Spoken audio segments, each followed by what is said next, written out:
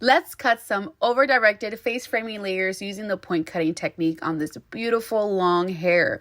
So we decided we're going to take about 4 inches off her length, give her a rounded perimeter, and we're going to start off her first layer right below her chin. So I always start with the nice shampoo, then we come back to the chair and I go ahead and section her off. And this is the sectioning that I use today. So I usually take about 6 sections so I stay very organized and make sure that I check every section that it's even to make sure that it's all good before I move on.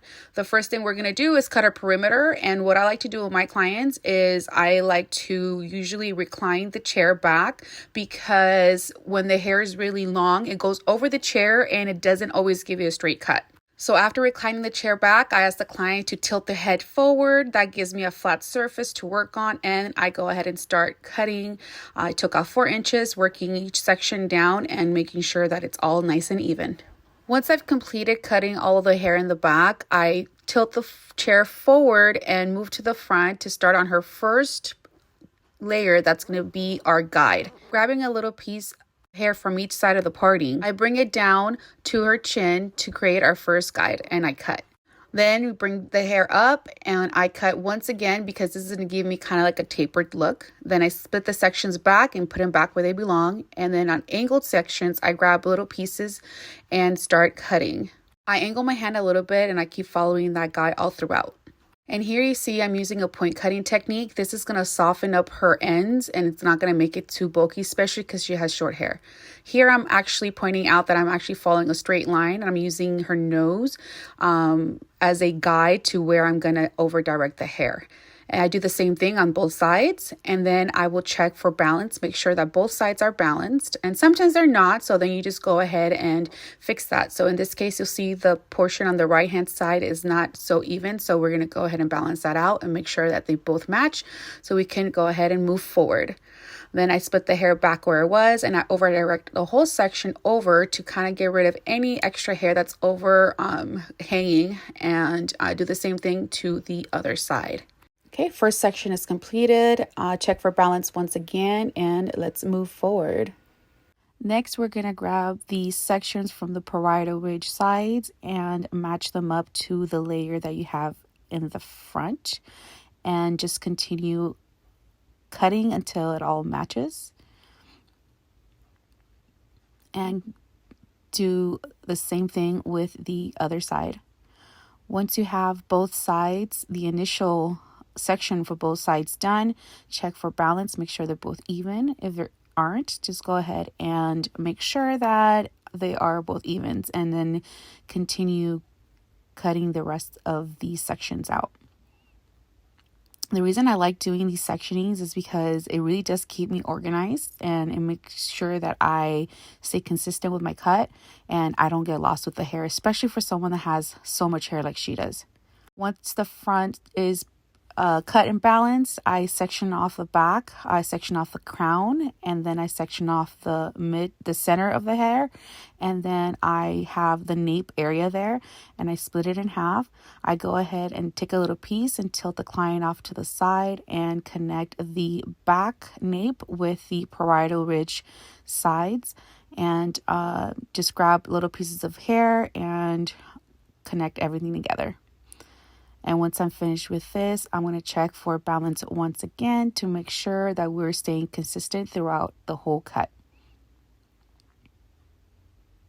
So working our way up to the center section, we're going to split that in half and then take a subsection and a little subsection from the nape area that we previously cut and over direct it forward to join the front layers, find your guide, and start cutting. We're going to do this all the way around on this side, and then once we're finished with this side, we're going to go ahead and work our way on the other side. One thing that's important to note here, and this is with every haircut as well, is to grab sections that are thin enough that you can see the guide. And if they're too thick, you can't see it, then you need to go ahead and grab a thinner section. So here we're moving on to the top, and I'm grabbing angle sections and joining it to the front. As you can see, every single section that I grab, I'm moving them towards the front to join the front layers.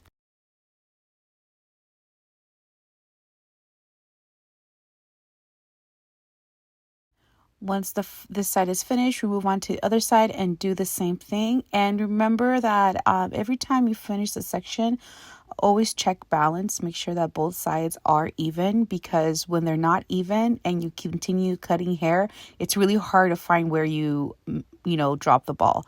And here, grab that first section that we cut on top, and I over directed all the way forward, just like this one here, and then I cut any excess hair so that the layers look very tapered and it removes any excess weight. And now moving on to the last section, the crown. We grab pie sections again, over directing them over to the front and cutting matching the front layers. So as you can see, I'm cutting them, I'm pulling the section forward up, and then I'm dropping it to blend the bottom, because when the hair is down, we want to make sure that regardless of whatever she looks and her hair is laying, it's going to lay nicely. So we continue to do that on the other section. And remember, you take the sections that you can still see through your guide. Again, after this is done, we're going to check for balance once again, and we're pretty much finished with the cut. And now all there is left to do is style it, and yeah, we're all set. But this is actually one of the most popular cuts that I do. Here I am styling it. I really don't want to make the video longer than it already is, so I can probably make another video on how I styled. I usually style layers, but yeah, this is what I do to style it usually. And yeah, like I mentioned, this is one of my most popular cuts. My clients love it, and I think it looks great, and the girls are really nice too. My client and I were absolutely obsessed with the final results. It looks so good on her. Her hair felt great, and although we took 4 inches off, you can even tell because her hair is so beautiful. And yeah, we definitely love the results. What do you think? I hope you enjoyed the video, and I would love to continue creating content like this for you. So if you did like this video, consider subscribing and keep a lookout for more videos just like this one.